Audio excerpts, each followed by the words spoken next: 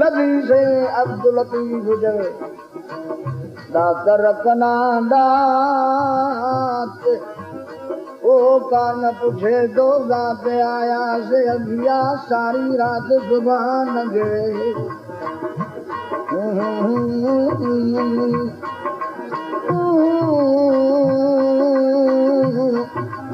अल्लाह जादी जन याद कयो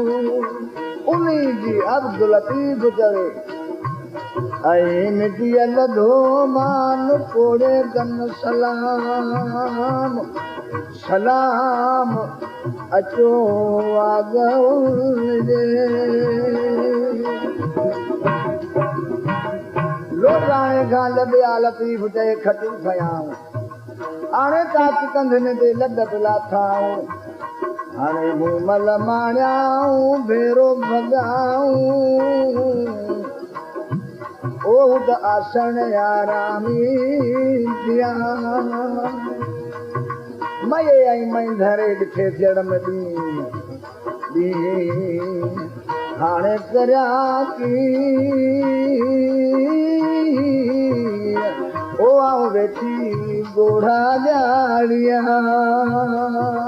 अल्लाह अलही अल्लाह अल्लो अल्लाह अल्लाह छाया कारण सिपेरी मयो मोटायो रोवंदे रात विहारी मयो मोटाई सही मुंहिंजी रोवंदे रात विहारी साई कारण सिपेरी मयो मोटायो साई कारण सिपेरी मयो मोटायो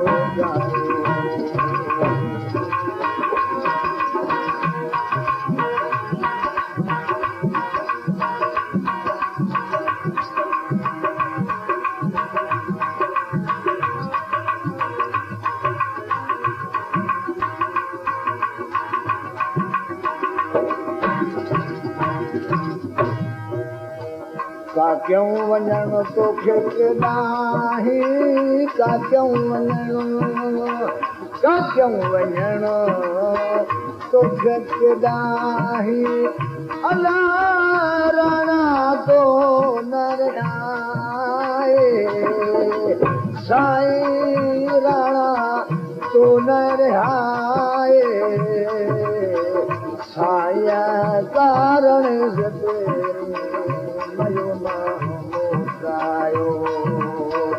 मयो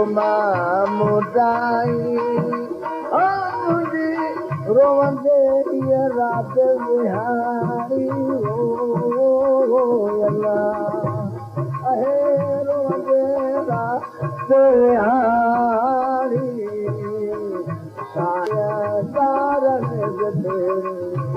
मयो मोटायो साईं कारण मयो न मोटाई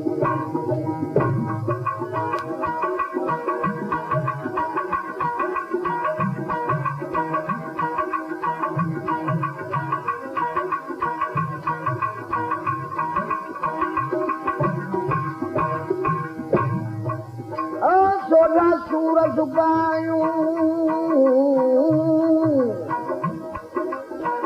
सोना सूर सुकायूं ओज के अखियूं आब न कने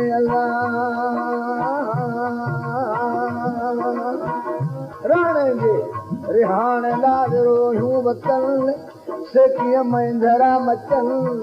ओज के सोधे सूर्य चाढ़ियूं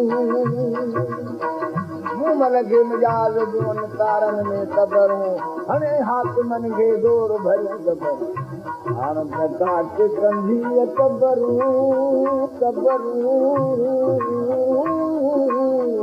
कबरूं हलो पशू परदेसियन जूं अल्लाह अलही अल्लाह रबो अल्लाह घर महारा ढोलिया घर महारा ढोलिया ये सजन सरो मून सहाय अल्लाह सरो मून सहाय साया गारण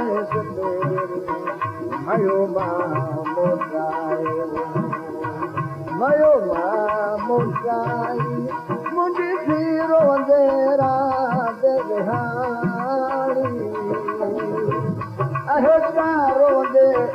रात विहारी साईं कारण से पेरे मयो ना मोटायो साईं कारण से पेरे मयो ना मोटायो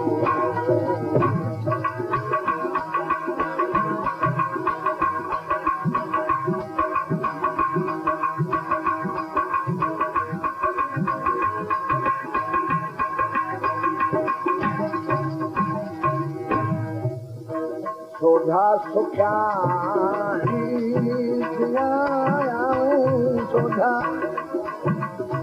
सोधा सुख्याणी साईं मुझे पेरो परची पाए अल्लाह पेरो परची पाए साईं कारण से पेरे मयो ना मोटाई मुझे थी रोंदे रात हारी अहे रोई रात हारी साईं कारण से तेरे मयो मां मोटायो साईं कारण से तेरे मयो ना मोटायो